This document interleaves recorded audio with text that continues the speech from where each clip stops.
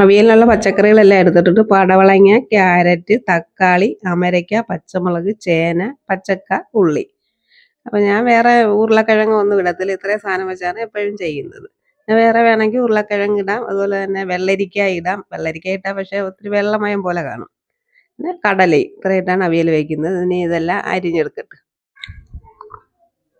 പച്ചക്കറികളെല്ലാം അരിഞ്ഞ് വെച്ചിട്ടുണ്ട്. ഇതുപോലെ നീളത്തിലാണ് അരിയേണ്ടുന്നത്. ചേന ഞാൻ അരിഞ്ഞ് ഒന്ന് വേവിക്കാനായിട്ട് വെച്ചിട്ടുണ്ട്. അതിനായിട്ട് ഇന്നലെ ഞാൻ കടല കുതിർത്തിട്ടിട്ടുണ്ടായിരുന്നു. കുറച്ച് കടല ചേർത്തുള്ള അവിയലാണ് ചെയ്യുന്നത്. ചേന വേവാൻ ഇച്ചിരി ചിലപ്പോൾ ചില ചേനകൾ വേവാൻ പാടായിരിക്കും. അതുകൊണ്ടായിരിക്കും നേരത്തെ വെച്ചത്. അന്നേരം പച്ചക്കറി ചേനയും കൂടെ ഒരുമിച്ച് വെന്തോളുമല്ലോ. പിന്നെ അതെല്ലാം ഇട്ട് കൊടുത്ത്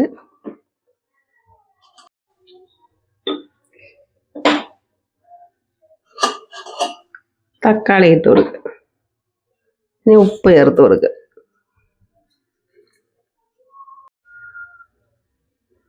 ഇനി അടച്ച് വയ്ക്കാം.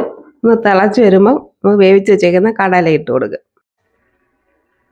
അവിയലിൻ്റെ കഷ്ണങ്ങളെല്ലാം പകുതി വെന്ത് വന്നിട്ടുണ്ട്. നമുക്ക് വേവിച്ച് വെച്ചേക്കുന്ന കടല ചേർത്ത് കൊടുക്കുക. അതുപോലെ തന്നെ കുക്കറിനകത്ത് നമുക്ക് പെട്ടെന്ന് തന്നെ അവിയൽ വേവിക്കാം. ഇതിപ്പോൾ ചട്ടി ഞാൻ കാണിക്കുന്നതേ ഉള്ളൂ. മഞ്ഞൾപ്പൊടി ഇട്ട് കൊടുക്കും. ഇളക്കി അടച്ച് വയ്ക്കുക. ഇനി അരപ്പിനായി തേങ്ങ തിരിങ്ങിയതുണ്ട്. പിന്നെ 2 വെളുത്തുള്ളി, മഞ്ഞൾപ്പൊടി നമ്മൾ ചേർത്തിട്ടുണ്ടായിരുന്നു. ഇച്ചിരി ചേർത്ത് കൊടുക്കുക. പിന്നെ ജീരകം ഇത്രയും ചേർത്ത് നമുക്കൊന്ന് ചതച്ചെടുക്കാം. അരപ്പിലേക്ക് ഇച്ചിരി കറിവേപ്പില ചേർത്തൊന്ന് കൈ കൊണ്ടൊന്ന് ചെറുതായിട്ടൊന്ന് ഞവടി കൊടുക്കുക.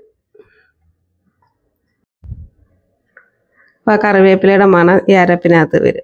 അരച്ച് കഴിയുമ്പോൾ ഈ കറിവേപ്പില അങ്ങ് അരഞ്ഞു പോകും. അത് കൈ കൊണ്ട് ഇങ്ങനെ ഒന്ന് ചേർത്താൽ മതി. കഷ്ണങ്ങളെല്ലാം വെന്ത് വന്നിട്ടുണ്ട്. നമുക്ക് അരപ്പ് ചേർക്കാം.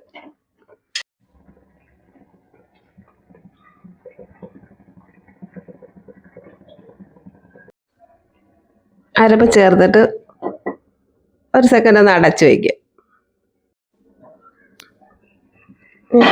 തുറന്നിട്ട് ഇളക്കി കൊടുക്കുക.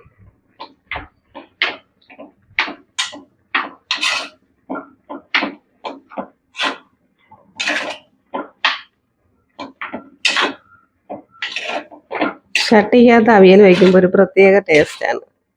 അതുപോലെ കുക്കറിനകത്താണ് വേവിച്ചതിന് ശേഷം അത് അരപ്പ് ചേർക്കാൻ നേരത്ത് ആ കുക്കറിൽ നിന്ന് തട്ടി ഒരു ചട്ടിക്കകത്ത് ഇട്ടിട്ട് അരപ്പ് ചട്ടിയിലിട്ട് തന്നെ ചേർക്കുന്നതാണ് നല്ലത്.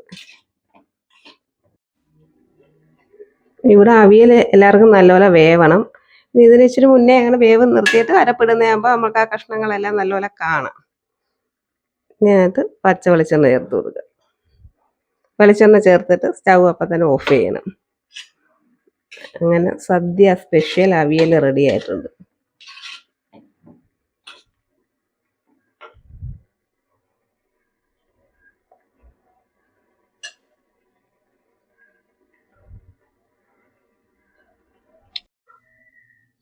അങ്ങനെ ഇത് നമുക്ക് 1K സബ്സ്ക്രൈബർ ആയൊക്കെയാണ്. സപ്പോർട്ട് ചെയ്ത എല്ലാ കൂട്ടുകാർക്കും നന്ദി. തുടർന്നും ഞാൻ ഈ സപ്പോർട്ട് പ്രതീക്ഷിക്കുന്നു.